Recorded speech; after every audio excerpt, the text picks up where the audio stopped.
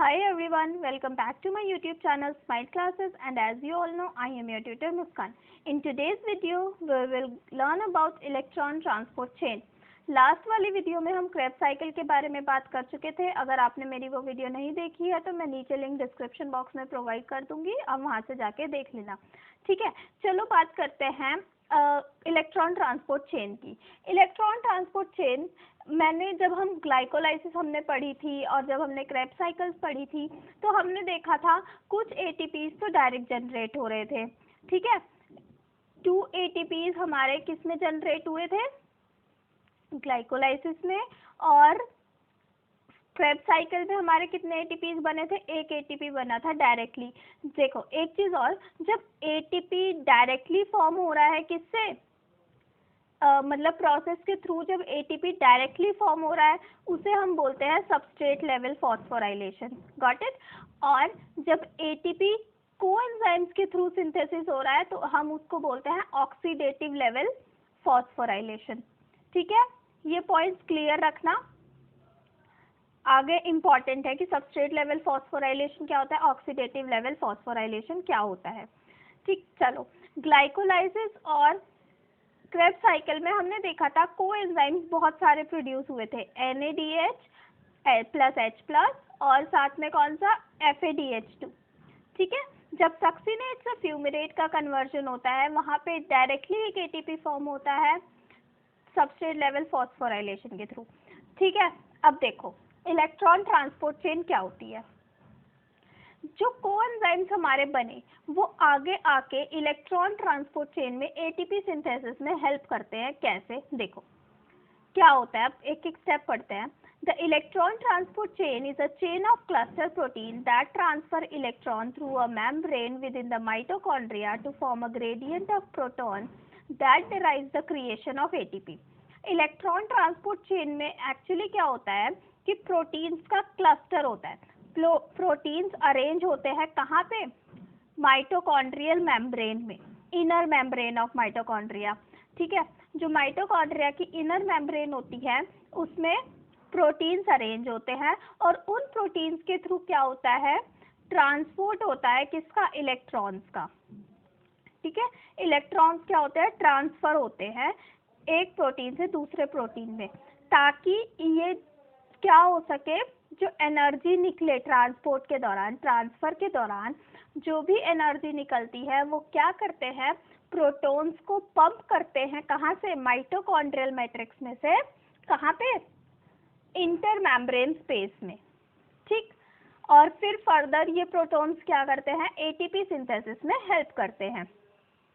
ठीक है, समझ आ गया? देखो मैं आपको दिखाती हूँ बना के, कुछ इस टाइप से होता है। ये क्या है, हमारी इनर माइटोकॉन्ड्रियल मेम्ब्रेन। ठीक है, अभी मैं इसका जब ब्रॉड स्ट्रक्चर बताऊंगी तो आपको समझ आ जाएगा। ये क्या है, इनर माइटोकॉन्ड्रियल मेम्ब्रेन है। ठीक है, ये इसमें क्या अटैच है, प्रोटीन्स अटैच है। ठीक है, यहाँ से क्या होता है, इलेक्ट्रॉन्स का ट्रांसपोर्ट होता है, इलेक्ट्रॉन्स ट्रांसफर होते हैं। और जो भी ये इलेक्ट्रॉन्स ट्रांसफर होते हैं ये क्या करते हैं, एनर्जी रिलीज करते हैं। जब एनर्जी रिलीज करते हैं तो ये वाली स्पेस कौन सी है, माइटोकॉन्ड्रियल मैट्रिक्स है। ठीक है, माइटोकॉन्ड्रियल मैट्रिक्स में बहुत सारे हमारे पास प्रोटॉन्स पड़े हुए हैं। तो ये प्रोटॉन्स कहाँ पंप हो जाते हैं, इंटर मेम्ब्रेन स्पेस में। जो एनर्जी इलेक्ट्रॉन जब ट्रांसफर होते हुए रिलीज करते हैं वो एनर्जी ये हाइड्रोजन पिक कर लेते हैं, हाइड्रोजन ले लेते हैं और क्या कर देते हैं, खुद को पंप करवा देते हैं। कहाँ से, माइटोकॉन्ड्रियल मैट्रिक्स में से इंटर मेम्ब्रेन स्पेस में। ठीक है, और ये वाला क्या है, इनर माइटोकॉन्ड्रियल मेम्ब्रेन। ठीक है, इनर माइटोकॉन्ड्रियल मेम्ब्रेन है। बेसिक सी चीज क्लियर हो गई कि होता क्या है इलेक्ट्रॉन ट्रांसपोर्ट चेन एग्जैक्टली में। ओके, चलो देखो, this stage consist of a series of electron transfer from organic compound to oxygen while simultaneously releasing energy during this process.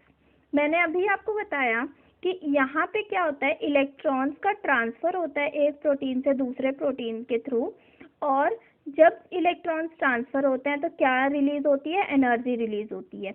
जो एनर्जी रिलीज होती है वो ये हाइड्रोजन ले लेते हैं और क्या करवा लेते हैं, खुद को पंप करवा लेते हैं। कहाँ से, माइटोकॉन्ड्रियल मैट्रिक्स में से इंटरमेम्ब्रेन स्पेस में। ठीक है, अब देखो next, the electron flow takes place in the 4 large protein complexes that are embedded in the inner mitochondrial membrane, together called the respiratory chain or the electron transport chain।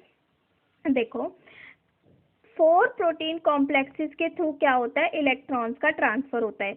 ये रहा protein 1, ये रहा 2, ये रहा 3, ये रहा 4। ठीक है, 4 प्रोटीन कॉम्प्लेक्सेस के थ्रू क्या होता है, इलेक्ट्रॉन्स का ट्रांसफर होता है। और जो ये प्रोटीन्स हैं इनको अगर हम टुगेदर बोलें, साथ में मिलकर बोलें, तो इसे हम क्या कहते हैं, इलेक्ट्रॉन ट्रांसपोर्ट चेन, या फिर हम इसे रेस्पिरेटरी चेन भी बोल सकते हैं।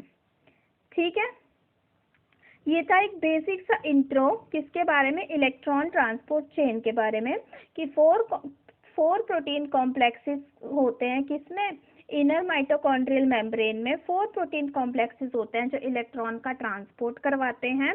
और इलेक्ट्रॉन के ट्रांसपोर्ट के टाइम पे जो एनर्जी रिलीज होती है वो एनर्जी माइटोकॉन्ड्रियल मैट्रिक्स में पड़े हाइड्रोजन को पंप करने में हेल्प करती है। कहाँ पे, इंटरमेम्ब्रेन स्पेस में। ठीक है, चलो अब देखते हैं लोकेशन। जो इलेक्ट्रॉन ट्रांसपोर्ट चेन है वो प्रोकैरियोट्स में और यूकैरियोट्स में कहाँ कहाँ पर होती है। तो अगर हम प्रोकैरियोट्स की बात करें तो इलेक्ट्रॉन ट्रांसपोर्ट चेन कहाँ होती है, प्लाज्मा मेम्ब्रेन में। और यूकैरियोट्स की अगर हम बात करें तो इलेक्ट्रॉन ट्रांसपोर्ट चेन कहाँ होती है, इनर माइटोकॉन्ड्रियल मेम्ब्रेन में। देखो ये क्या है हमारे पास, ये रहा हमारा माइटोकॉन्ड्रिया का स्ट्रक्चर। ठीक है, क्या है ये, माइटोकॉन्ड्रिया का स्ट्रक्चर है ये। माइटोकॉन्ड्रिया में देखो जो सबसे बाहर वाली लेयर है वो कौन सी है, आउटर माइटोकॉन्ड्रियल मेम्ब्रेन या फिर आउटर मेम्ब्रेन। ठीक है, जो अंदर वाली है दिस वन, ये क्या है हमारी इनर माइटोकॉन्ड्रियल मेम्ब्रेन। ठीक है, यहीं पे हमारी क्या होती है, इलेक्ट्रॉन ट्रांसपोर्ट चेन होती है। इनर मेम्ब्रेन के अंदर जो है ये वाला स्पेस, ये क्या है, माइटोकॉन्ड्रियल मैट्रिक्स। क्या है ये, माइटोकॉन्ड्रियल मैट्रिक्स। और इनर मेम्ब्रेन और आउटर मेम्ब्रेन के बीच वाला जो स्पेस है वो ये वाला स्पेस, ये क्या है हमारा, दिस वन, ये है हमारा इंटर मेम्ब्रेन स्पेस। तो हाइड्रोजन कहाँ से पंप हो रहे थे, यहाँ से हाइड्रोजन पंप होते हैं, सॉरी इनर मेम्ब्रेन में से पंप होते हैं, इनर माइटोकॉन्ड्रियल मेम्ब्रेन में से पंप होके कहाँ पे आते हैं, इंटर मेम्ब्रेन स्पेस में आते हैं। ठीक है, ये रहा हमारा माइटोकॉन्ड्रियल मैट्रिक्स। यहाँ पे हमारी क्या चलती है, Krebs cycle. Inner mitochondrial membrane में हमारी क्या चलती है, इलेक्ट्रॉन ट्रांसपोर्ट चेन। और ग्लाइकोलाइसिस कहाँ चलती है, साइटोप्लाज्म में चलती है, बोथ प्रोकैरियोट्स में भी और यूकैरियोट्स में भी। ठीक है, बात क्लियर हो गई। ये था हमारा माइटोकॉन्ड्रिया का स्ट्रक्चर। ठीक है, क्या था ये हमारा माइटोकॉन्ड्रिया का स्ट्रक्चर। चलो अब आगे देखते हैं। इलेक्ट्रॉन ट्रांसपोर्ट चेन में जो कैरियर कंपोनेंट्स होते हैं वो कौन कौन से होते हैं। ठीक है, इलेक्ट्रॉन्स को कैरी कौन कौन करता है, ट्रांसपोर्ट हमने देख लिया कि प्रोटीन कॉम्प्लेक्सेस के थ्रू हमारा जो ट्रांसपोर्ट है वो हो रहा है। उनको कैरी कौन करवा रहा है, इलेक्ट्रॉन्स को लेके कौन जा रहा है प्रोटीन्स तक, वो बात करते हैं अब। Electrons in the chain are transferred from substrate to oxygen through a series of electron carriers। Chain के अंदर अगर हम इलेक्ट्रॉन ट्रांसपोर्ट चेन की बात करें तो उसमें प्रोटीन कॉम्प्लेक्सेस है। ठीक है, प्रोटीन कॉम्प्लेक्सेस के थ्रू इलेक्ट्रॉन्स कैसे ऑक्सीजन तक आ रहे हैं, तो बीच में कुछ कैरियर्स प्रेजेंट होते हैं। कौन कौन से हैं वो कैरियर्स, FMN फ्लैविन मोनोन्यूक्लियोटाइड, यूबिक्विनोन, इसे हम कोएंजाइम क्यू भी बोलते हैं, इसे हम ऐसे भी लिख सकते हैं, देखो। ठीक है, COQ इस टाइप से। और नेक्स्ट है हमारा साइटोक्रोम। ठीक है, ये 3 हमारे कैरियर्स होते हैं इलेक्ट्रॉन्स को जो कैरी करते हैं। अब हम इलेक्ट्रॉन ट्रांसपोर्ट चेन देखेंगे और आपको समझ आ जाएगा कि कैसे इलेक्ट्रॉन्स का ट्रांसपोर्ट हो रहा है। ठीक है, ध्यान से देखना, समझ आ जाएगा, बहुत इजी है। चलो देखो, ये हमारी क्या है, इलेक्ट्रॉन ट्रांसपोर्ट चेन है। ये हमारा फर्स्ट कॉम्प्लेक्स है, ये हमारा सेकंड कॉम्प्लेक्स है, ये हमारा थर्ड कॉम्प्लेक्स है, ये वाला हमारा फोर्थ कॉम्प्लेक्स है। ठीक है, फर्स्ट कॉम्प्लेक्स की बात करते हैं अभी हम, NADH डिहाइड्रोजिनेस। फर्स्ट कॉम्प्लेक्स का नाम क्या होता है, NADH डिहाइड्रोजिनेस। NADH डिहाइड्रोजिनेस क्यों? क्योंकि ये सिर्फ NADH को ही क्या करता है, ऑक्सीडाइज करता है। क्या करता है, ये सिर्फ NADH को ही ऑक्सीडाइज करता है। ओके, FADH2 को ऑक्सीडाइज नहीं करेगा। First complex NADH dehydrogenase only NADH को ऑक्सीडाइज करता है और किस में कन्वर्ट कर देता है, NAD positive plus electron plus hydrogen में। ठीक है, अब जो हमारे ये इलेक्ट्रॉन्स और हाइड्रोजन आए, उसमें से क्या होगा, ये इलेक्ट्रॉन ट्रांसपोर्ट हो जाएगा यहाँ से, कहाँ पे, FMN ले लेगा। ये जो इलेक्ट्रॉन यहाँ से हमारा रिमूव हुआ, उसने उसको किसने ले लिया, FMN ने। FMN क्या है, फ्लेविन मोनोन्यूक्लियोटाइड ने ले लिया। फ्लेविन मोनोन्यूक्लियोटाइड ने जब यहाँ से इलेक्ट्रॉन लिया तो साथ ही साथ उसने किसको दे दिया ये आगे, FES को। सबसे पहले जब NADH ऑक्सीडाइज हुआ तो वो किसमें हुआ, NAD plus plus electron plus hydrogen में। जो यहाँ से इलेक्ट्रॉन रिलीज हुआ वो FMN ने ले लिया। FMN ने फर्दर आगे दे दिया FES को। ठीक है, जब उसने FES को दिया तो यहाँ से FES ने इलेक्ट्रॉन किसको दे दिया, कोएंजाइम Q को। ठीक, बस इतना चीज ध्यान रखो, कोएंजाइम Q को दे दिया, क्या दे दिया, इलेक्ट्रॉन। इतना क्लियर है। यहाँ से जब इलेक्ट्रॉन का ट्रांसफर हुआ, ठीक है, देखो जब यहाँ से इलेक्ट्रॉन का ट्रांसफर हुआ तो क्या हुआ, एनर्जी रिलीज हुई। एनर्जी रिलीज हुई, और जब एनर्जी रिलीज हुई तो माइटोकॉन्ड्रियल मैट्रिक्स में क्या पड़े हुए हैं, हाइड्रोजन पड़े हुए हैं। तो माइटोकॉन्ड्रियल मैट्रिक्स में से हाइड्रोजन पंप हो जाएंगे कहाँ पे, इंटरमेम्ब्रेन स्पेस में। ये वाली स्पेस कौन सी है, इंटरमेम्ब्रेन स्पेस है। ये है माइटोकॉन्ड्रियल मैट्रिक्स, और ये तो है ये क्या, इनर माइटोकॉन्ड्रियल मेम्ब्रेन। तो यहाँ से हाइड्रोजन जो है वो पंप हो जाएंगे और कहाँ आ जाएंगे, इंटरमेम्ब्रेन स्पेस में। कहाँ से पंप हो रहे हैं हाइड्रोजन, माइटोकॉन्ड्रियल मैट्रिक्स में से इंटरमेम्ब्रेन स्पेस में आ जाएंगे। और जब NADH डिहाइड्रोजिनेस से इलेक्ट्रॉन ट्रांसपोर्ट होते हैं तो यहाँ से कितने हाइड्रोजन पंप होते हैं, जो एनर्जी रिलीज होती है उससे हमारे 4 हाइड्रोजन पंप होते हैं। कितने हाइड्रोजन पंप होते हैं, 4 हाइड्रोजन पंप होते हैं। ठीक है, इतना हो गया। अब देखो यहाँ पे इलेक्ट्रॉन किसके पास आ गया, कोएंजाइम Q के पास। अब कोएंजाइम Q बोलेगा कि कोएंजाइम Q बोलेगा मैं तो नेगेटिव हो गया क्योंकि इलेक्ट्रॉन है मेरे पास, मेरे को तो पॉजिटिव करो, स्टेबल होना है मुझे, तो मैं क्यों नेगेटिव रहूं। तो यहाँ से वो हाइड्रोजन ले लेगा, ये हाइड्रोजन भी ले लेगा, तो कोएंजाइम Q क्या हो जाएगा, स्टेबल हो जाएगा, ना तो वो नेगेटिव रहेगा ना ही वो पॉजिटिव रहेगा। ठीक है, उसके पास एक इलेक्ट्रॉन भी है और हाइड्रोजन भी है, तो उसने ले लिया, इलेक्ट्रॉन भी ले लिया और हाइड्रोजन भी ले लिया। फर्स्ट कॉम्प्लेक्स का काम खत्म।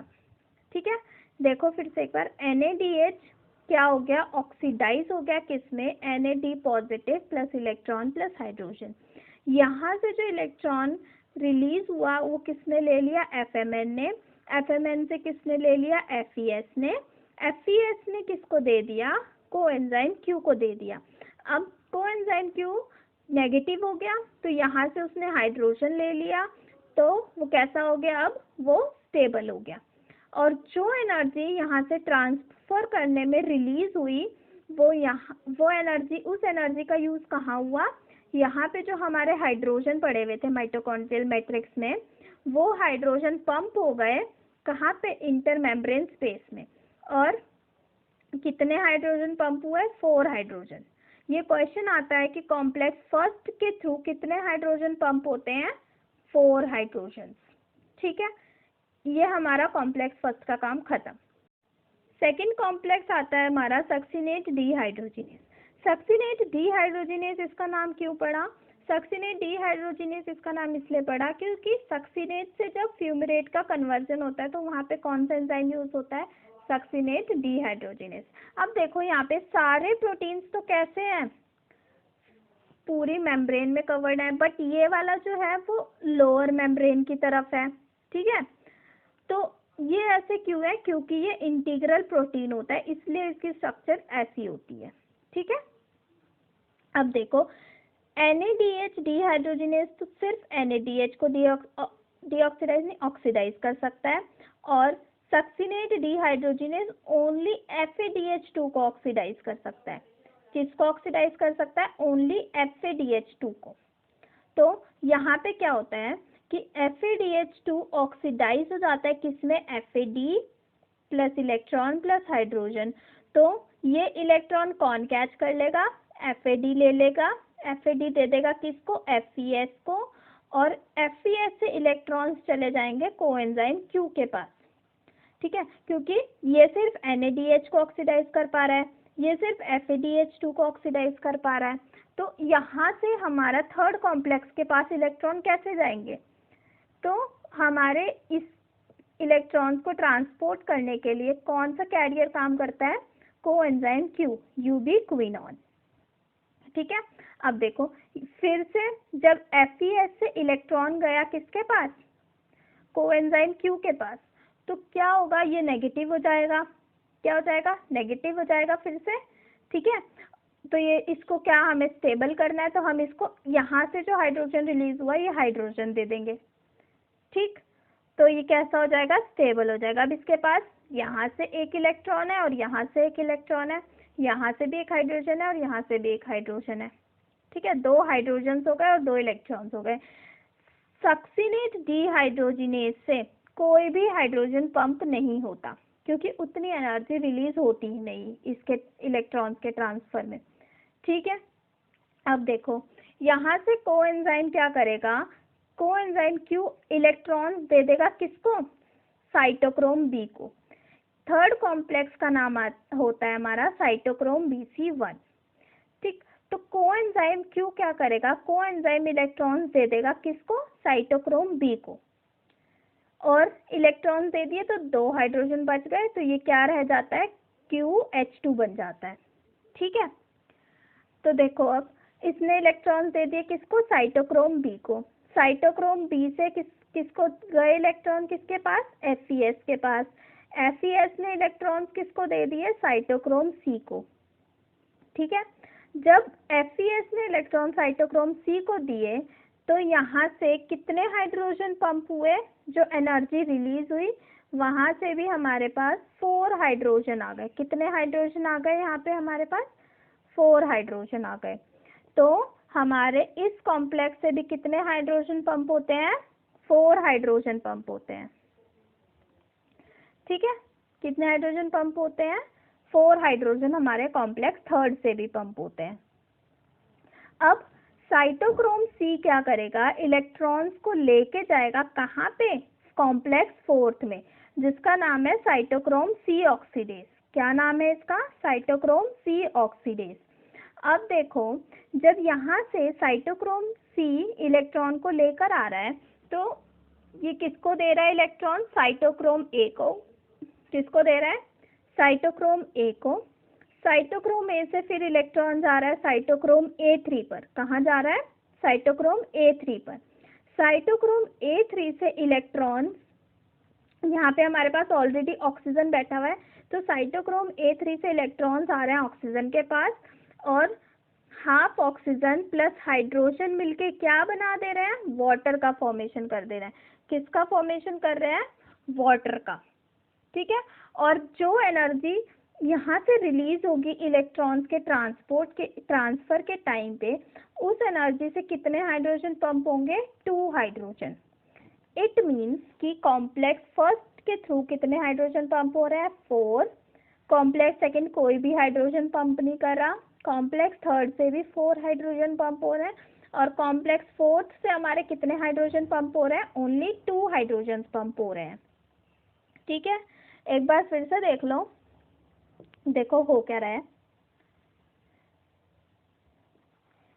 साइटोक्रोम बी के पास इलेक्ट्रॉन आ गया, कोएंजाइम क्यू ने साइटोक्रोम बी को दे दिया, साइटोक्रोम BC1 है कॉम्प्लेक्स का नेम, साइटोक्रोम बी को दे दिया। साइटोक्रोम बी से आयरन के पास गया, आयरन सल्फर क्लस्टर होता है, उसके पास गया FeS के पास, FeS से साइटोक्रोम सी के पास।